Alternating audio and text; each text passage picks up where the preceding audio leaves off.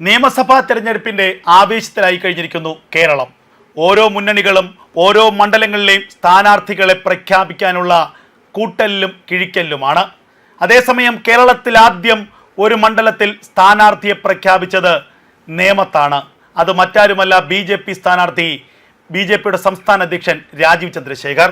അദ്ദേഹം തന്നെ നേമത്ത് തനിക്ക് മത്സരിക്കാൻ താല്പര്യമുണ്ടെന്ന് അറിയിച്ചു. കേവലം സ്വന്തം താല്പര്യമായിരിക്കില്ല അതെന്നുള്ളത് എല്ലാ BJP പ്രവർത്തകർക്കും പൊതുജനങ്ങൾക്കും മനസ്സിലായി. BJPയുടെ ദേശീയ നേതൃത്വത്തിന്റെ അനുവാദത്തോടു കൂടിയാണ് അദ്ദേഹം ആ പ്രഖ്യാപനം നടത്തിയത്. പ്രഖ്യാപനം നടത്തുക മാത്രമല്ല, നേമത്ത് അദ്ദേഹം പ്രചരണത്തിന് തുടക്കം കുറിക്കുകയും ചെയ്തു എന്നുള്ളതാണ് ഏറ്റവും ശ്രദ്ധേയമായ കാര്യം. രാജീവ് ചന്ദ്രശേഖറിന്റെ സ്ഥാനാർത്ഥി പ്രഖ്യാപനത്തോടു കൂടി തന്നെ നേമം ഒരു സ്റ്റാർ മണ്ഡലമായി മാറി. പക്ഷേ അവിടെ നെഞ്ചിടിച്ചത് കേരളത്തിലെ ഇടതുപക്ഷത്തിനും വലതുപക്ഷത്തിനുമാണ്.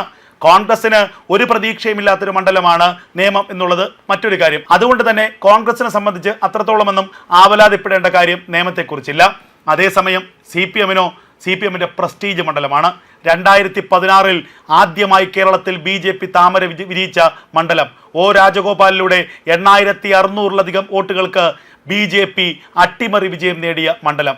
ആ മണ്ഡലം കഴിഞ്ഞ തവണ നഷ്ടപ്പെട്ടത് നേരിയ വോട്ടുകൾക്കാണ്. 3949 വോട്ടുകൾക്ക് മാത്രമാണ് കഴിഞ്ഞ തവണ BJP അവിടെ പരാജയപ്പെട്ടത്. ആ പരാജയത്തിന് പിന്നിൽ ഒരു ചതിയുടെ കഥയുണ്ട്. ആ ചതിയുടെ കഥ മറ്റൊന്നുമല്ല, കേരളത്തിലെ CPMും കോൺഗ്രസും തമ്മിലുള്ള അവിശുദ്ധ കൂട്ടുകെട്ടിന്റെ ഭാഗമായിരുന്നു ആ പരാജയം എന്നുള്ളത് ഏറ്റവും ശ്രദ്ധേയമായ കാര്യമാണ്.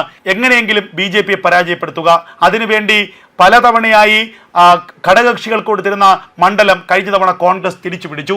അവരുടെ പ്രധാനപ്പെട്ട നേതാവായ K മുരളീധരനെ മത്സരിപ്പിച്ചു. അതിന്റെ ഫലമോ 2016 13,860 വോട്ട് മാത്രം നേടിയിരുന്ന UDF കഴിഞ്ഞ തവണ തങ്ങളുടെ വോട്ട് നേട്ടം 36,524 ഉയർത്തി.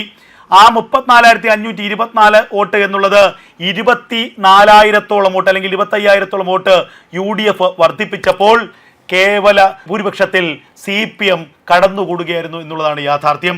അപ്പോൾ കോൺഗ്രസിന്റെ വോട്ട് CPMലേക്ക് പോകില്ല, അല്ലെങ്കിൽ നിഷ്പക്ഷ വോട്ട് CPMലേക്ക് പോകില്ല. ആ നിഷ്പക്ഷ വോട്ടുകൾ കഴിഞ്ഞ കാലങ്ങളിൽ BJPയിലേക്ക് തന്നെയാണ് വന്നത്.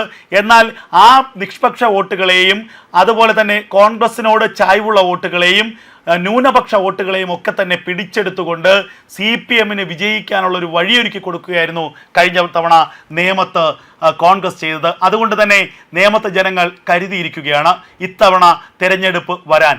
കഴിഞ്ഞ തവണ കുമ്മനം രാജശേഖരൻ എന്ന BJPയുടെ പ്രധാനപ്പെട്ട നേതാവ്, മുൻ സംസ്ഥാന അധ്യക്ഷൻ മത്സരിച്ചപ്പോൾ വിജയിക്കുമെന്ന് കരുതി, അല്ലെങ്കിൽ വളരെ ആവേശത്തോടു കൂടി അവിടെ പ്രവർത്തനം നടത്തിയ BJP പ്രവർത്തകരും വലിയ ആവേശത്തിലാണ്. കഴിഞ്ഞ തവണ സംഭവിച്ചതുപോലെ ഒരു അബദ്ധം ഇക്കുറി സംഭവിക്കില്ല. അത് നേമം നിയോജക മണ്ഡലത്തിലെ കോൺഗ്രസ് പ്രവർത്തകരും നിഷ്പക്ഷ വോട്ടർമാരും ഒന്നടങ്കം പറയുന്നുണ്ട്. കഴിഞ്ഞ തവണ കോൺഗ്രസ് പാർട്ടി കാണിച്ച ചതിയിൽ തങ്ങൾ വീണു, എന്നാൽ ഇത്തവണ ആ ചതിയിൽ തങ്ങൾ വീഴില്ല. ഇത്തവണ കോൺഗ്രസിന് ഏത് കൊലക്കൊമ്പൻ നേതാവ് വന്നാലും ഇത്തവണ ആർക്ക് വോട്ട് ചെയ്യണമെന്ന് തങ്ങൾക്കറിയാം. ഇത് കോൺഗ്രസ് ക്യാമ്പിൽ ഉണ്ടാക്കുന്ന ആശങ്ക ചെറുതല്ല. കോൺഗ്രസിന്റെ സ്ഥാനാർത്ഥിയായി മത്സരിക്കാൻ തന്നെ ഇതുവരെ ആരും തയ്യാറല്ല. K മുരളീധരനോട് മത്സരിക്കാൻ പറഞ്ഞു, പോയി പണി നോക്കാൻ K മുരളീധരൻ പറഞ്ഞു.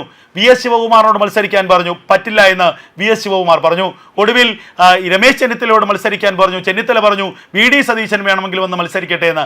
അങ്ങനെ കോൺഗ്രസിന്റെ നേതാക്കന്മാരെ ആരും തന്നെ നേമം നിയോജക മണ്ഡലത്തിൽ വന്ന് മത്സരിച്ച് ചാവേറാകാൻ തയ്യാറല്ല എന്ന് വ്യക്തമായി പറഞ്ഞിട്ടുള്ളതാണ്. എന്തായാലും കോൺഗ്രസിന്റെ കാര്യം വിടട്ടെ, കാരണം അവർക്ക് വിജയിക്കില്ല എന്ന് അവർക്ക് തന്നെ അറിയാം. എന്നാൽ CPMന്റെ കാര്യമോ, V ശിവൻകുട്ടി അനാരോഗ്യം മൂലം മത്സരിക്കാനില്ല എന്ന് ഒരിക്കൽ പറയുന്നു. V ശിവൻകുട്ടിക്ക് പകരം മറ്റൊരാളെ കണ്ടെത്താൻ CPMന്റെ ജില്ലാ നേതൃത്വം ശ്രമിക്കുന്നു. ആരെ മത്സരിപ്പിക്കും? രാജീവ് ചന്ദ്രശേഖരനോളം തലയെടുപ്പുള്ള, അല്ലെങ്കിൽ ഇത്രത്തോളം BJPക്ക് അടിത്തറയുള്ള നേമം നിയോജകമണ്ഡലത്തിൽ CPMന്റെ സ്ഥാനാർത്ഥിയായി, ഇടതുമുന്നണി സ്ഥാനാർത്ഥിയായി ആരെ മത്സരിപ്പിക്കുമെന്നുള്ള ചോദ്യം ഉയരുന്നു. കഴിഞ്ഞ തവണ ഈ ഒരു ചതിയിലൂടെ അല്ലെങ്കിൽ ശിവൻകുട്ടിയുടെ ഒരു ഇമേജിലൂടെ ഒക്കെ വിജയിച്ച് കയറിയെങ്കിൽ ഇത്തവണ ആ ഇമേജ് V ശിവൻകുട്ടിക്കില്ല. മന്ത്രി എന്ന നിലയിൽ പരാജയമാണ് V ശിവൻകുട്ടി എന്ന് വലിയൊരു വിഭാഗം ആളുകൾ ആക്ഷേപിക്കുന്നുണ്ട്. എന്തോ ആയിക്കോട്ടെ, അനാരോഗ്യം മൂലം മത്സരിക്കാനില്ലെന്ന് പറയുന്ന ശിവൻകുട്ടിയെ എങ്ങനെയെങ്കിലും അവിടെ നിർബന്ധിപ്പിച്ച് മത്സരിപ്പിക്കാനാണ് CPMന്റെ നീക്കം.